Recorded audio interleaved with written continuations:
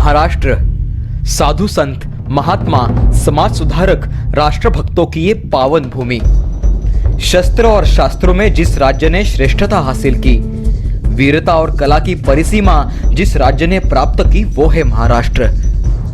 ये भारत की भूमि नतमस्तक है छत्रपति शिवाजी महाराज के चरणों पे, जिनके कारण आज मैं हूं और आप, वरना हम आज कुछ और ही होते।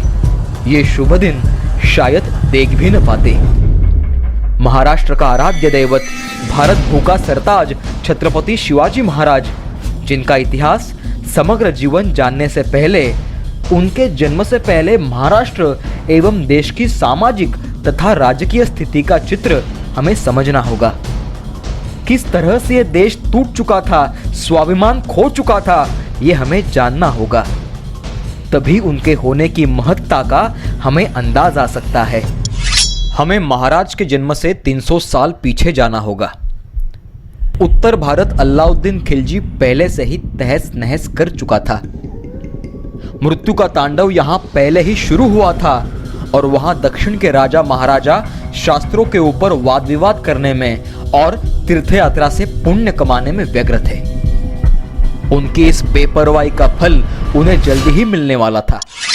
उत्तर पर मंडराने वाले इस खिलजी नामक तूफान ने दक्कन की भूमि राजधानी देवगिरी पर हल्ला बोल कर ही दिया। राजा रामदेव राय यादव और उसका बेटा सेनापति शंकर देव उर्फ सिंघन देव अपने में ही मस्त थे। इस पठानी आक्रमण से आहत होकर मदद के लिए संदेश तेलंगाना, गुजरात, कर्नाटक के राज्यों को भेजे गए। सहायता की याचना की गई, लेकिन किसी ने उसका जवाब नहीं दिया। राजा रामदेव राय शरण आया। यहीं पर महाराष्ट्र का पहला अपमान हुआ। राजा ने हर साल बड़े रकम की वसूली देना कबूल किया और खुद की बेटी राजकन्या ज्येष्ठपल्ली की शादी खिलजी के मांग पे उससे करा दी गई। दक्कन इतने सालों में पहली बार परकियों के पांवों तले कुचला गया, लेकिन यह तो केवल एक झांकी थी। ये तो हवा का झोंका था, असली आंधी तो पीछे से आ रही थी। मराठों के स्वाभिमान को इस घटना से चोट पहुंची। ऐसा नहीं कि मराठों ने इसका प्रतिशोध न लिया। रामदेव राय के मृत्यु के बाद सिंघन देव ने खंडनी बंद कर दी, तो खिलजी के गुलाम मलिक कफूर ने उसे खत्म किया। इस बीच खिलजी ने अपने ससुर जलालुद्दीन की हत्या करके खुद सुल्तान तख्तपोशी की। उसके शासन में हिंदुओं के कई मंदिर तोड़ दिए गए। महिला और बच्चों को दूसरे देशों में बेचा गया। हंसता खेलता ये गुलिस्तान कब्रिस्तान में तब्दील हो गया। इसके आगे 300 साल इन्हीं घटनाओं की पुनरावृत्ति होने वाली थी। महाराष्ट्र एक महान राष्ट्र जैसे कोई बेपरवाह शेर कुत्तों और भेड़ियों का गुलाम हुआ। जैसे आज होता है, वैसे उन दिनों भी श्री कृष्ण नीति, चाणक्य नीति पुस्तकों से सिखाई जाती थी, लेकिन इन महान ग्रंथों को कभी अमल में नहीं लाया गया। श्री कृष्ण, श्री राम की पूजा की गई, लेकिन अनुकरण नहीं किया गया। साल 1500 के शुरुआत में ही एलिचपुर में फतेहुल्लाह इमाद शाह, अहमदनगर में निजाम शाह, बीदर में कासिम बेरित शाह, विजापुर में यूसुफ आदिल शाह और गोवलकोंडा में कुतुब शाह, इन 5 सुल्तान शाहियों में पूरा महाराष्ट्र बांटकर रह गया। इन्होंने मराठों से, हमारे मराठों से काम लिया, उनका इस्तेमाल किया और फिर यही मराठे एक दूसरे से झगड़ने लगे। अपने अपने सुल्तानों की मर्जी संभालने के लिए खुद की जान दांव पे लगाने लगे। यह सब कम था कि इसी दौरान दिल्ली के सुल्तान अकबर की वक्र दृष्टि दक्कन पर पड़ी। हमारा ही ये बड़ा दुर्दैव, साम्राज्य के लिए झगड़ते थे सुल्तान और उनके लिए मारते मरते थे मराठे राजपूत। राजपूतों का इतिहास भी इतना ही रक्तलांछित है। धरती पर अंधेरा छाया हुआ था, रोशनी कहीं खो गई थी, लेकिन एक देवदूत महाराष्ट्र के इस धरती पर सूर्य की किरण बनकर आ पहुंचा। उसका नाम था मालोजी राजे भोसले। औरंगाबाद के विश्व प्रसिद्ध एलोरा के भूमि पर बाबाजी पाटिल के 2 पुत्र मालोजी राजे भोसले और विठोजी राजे भोसले, उदयपुर के राणा प्रताप सिंह के सिसोदिया घराने के वंशज। इन्होंने वेरुळ के घृष्णेश्वर मंदिर का जीर्णोद्धार किया। इस भक्ति के साथ युक्ति और शक्ति के प्रयोग भी मालोजी राजे करने लगे। उन्होंने खुद मराठों के फौज का गठन किया। यह बात अहमदनगर के निजाम शाह के दरबार में आ धमकी। फिर फरमान निकला मालोजी और विठोजी को जागीरत देने का। पुणे और सुपे की जहांगीरी उन्हें बख्शी गई। इस वजह से मालोजी के पास खुद की जमीन आई। निजाम के वजीर मलिक अंबर ने और कुछ गांव मालोजी राजे को सौंपे। दोनों भाइयों ने इस जमीन पर पुण्य कर्म आरंभ किया। मालोजी राजे के धर्मपत्नी का नाम था उमाबाई। फलटण के नाइक निंबाळकर घराने की वो कन्या थी।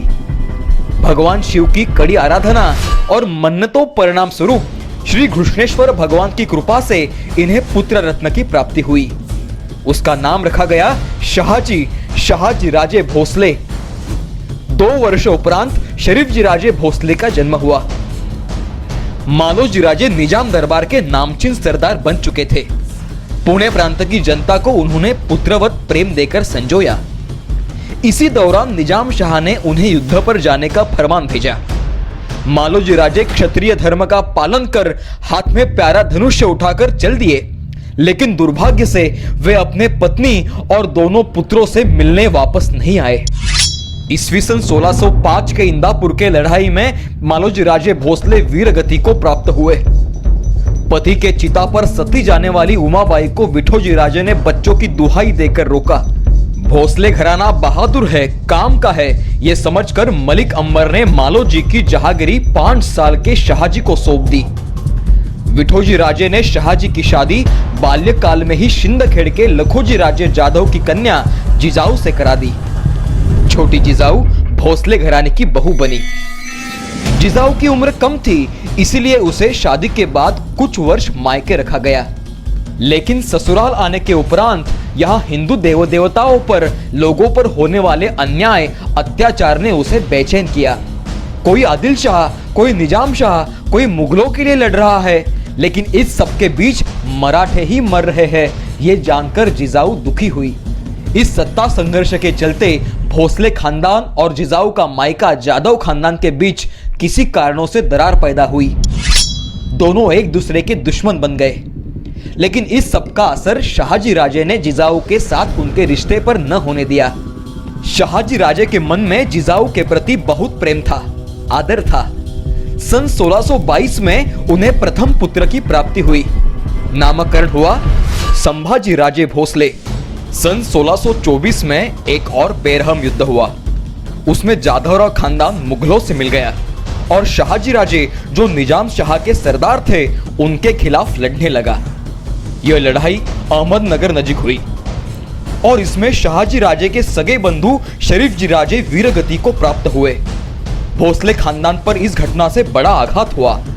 धीरे धीरे निजाम शाही में शाहजी राजे का मान सम्मान तथा रोब बढ़ने लगा। इसी वजह से उसी दरबार में मलिक अंबर समेत कई सरदार उनके हितशत्रु बने। जिस सल्तनत हेतु हमने खून बहाया, वहीं पे हमारा अवमान क्यों? यह सोचकर निजाम शाही छोड़कर शाहजी राजे आदिल शाह के दरबार में सरलश्कर ये पद से नवाजे गए। वीरता के धनी होकर भी मराठों की अवहेलना से उद्विग्न जिजाऊ यहाँ अस्वस्थ थी। मराठा सरदारों की उसे चीड़ आती थी। ये मरहट्टे शूर है, लेकिन स्वाभिमानी नहीं। ये सब लाचार, स्वार्थी और गुलाम है, ऐसे वो सोचती थी।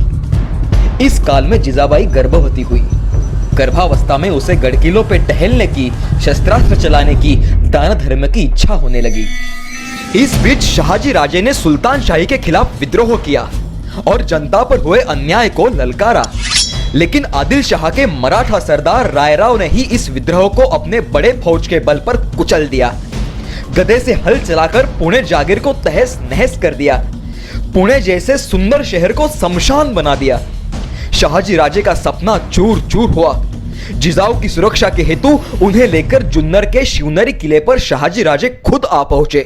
शिवनेरी किले पर जिजाबाई की देखभाल बहुत अच्छी तरीके से की गई और आखिर वो दिन आ गया जिस दिन का इंतजार हिंदू देवी देवताओं को था, जिस दिन का इंतजार भारत भू को था, जिस दिन का इंतजार सह्याद्री के गिरि शिखरों को था, वो दिन आ गया।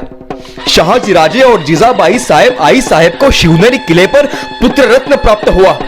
उसका नाम रखा गया शिवाजी राजे भोसले। हिंदवी स्वराज्य का निर्माण करता जन्म ले चुका था। धन्य है वो शिवनेरी की धरती जहां स्वातंत्र का उषक काल हुआ, स्वराज्य का उषक काल हुआ।